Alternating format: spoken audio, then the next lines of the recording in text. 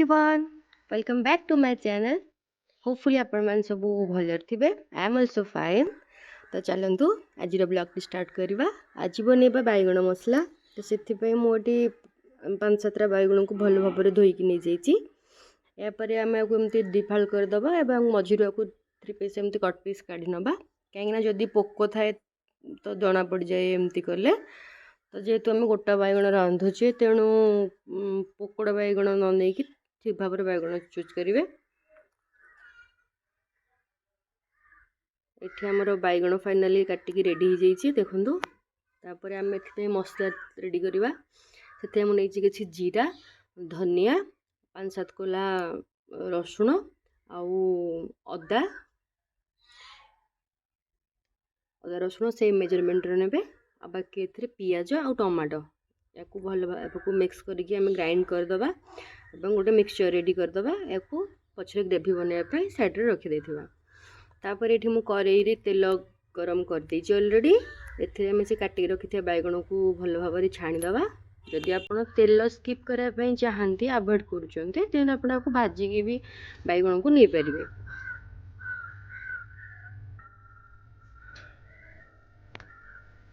देखो आमर बैगण ये छाणिकी रेडी हो जाइए।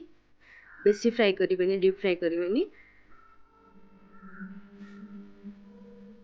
से सेम कड़ाई मुझे किसी तेल नेली आउे गोटा मसला आप फुटण करेंगे जीरा दालचीनी आउ जायफुल गुजराती अलैच से फुटी आसला से आम किसी पियाज ऐड करवा। पियाज को आम मिक्स भल भाव में मिक्स करके ब्राउन है जाए फ्राए करवा। देन आम जो मसला बाटिकी रखी से पियाज से ऐड करके भल भाव में मिक्स करनवा। किसी टाइम कभर करदे या से फुटी गला बस देखो ये मसला गुंड मुझे ऐड कर चिकेन मसला गरम मसला काश्मीरी रेड चिली पाउडर एटा कलर पाई ऑप्शनल। बाकी एटा हल्दी गुंड आउ लंका गुंड किसी जेहेतु मुझे लंका ग्राइंडिंग कर नी तो लंका गुंड पर ऐड कर नहीं। तो स्वाद अनुसार लुण आउ टिके पानी देके मिक्स करदे भल भाव आउ किछि टाइम फुटापी कभर करके घोड़ेदे। तो या भितर देखु आमर मसला ऑलरेडी रेडी हो गलानी सब तेल बाहरी आसलानी। तापर आम एथरे किछि पानी ऐड करवा एवं या कभर करके किछि टाइम छाड़देवा 2 to 3 मिनिट रे फुटीजिव। पानीटा फुटी आसला फुटवा पर्यंत आम वेट करवा।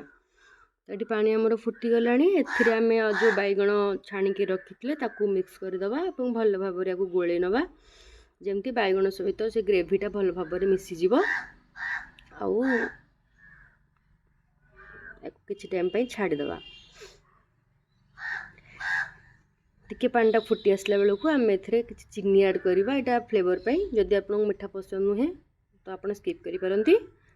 तापर आम ए किछि गरम मसला दबा एवं या कभर करदे एवं गैस बंद करदे। फाइनाली आमर ये बैगण मसला रेडी हो जाइए।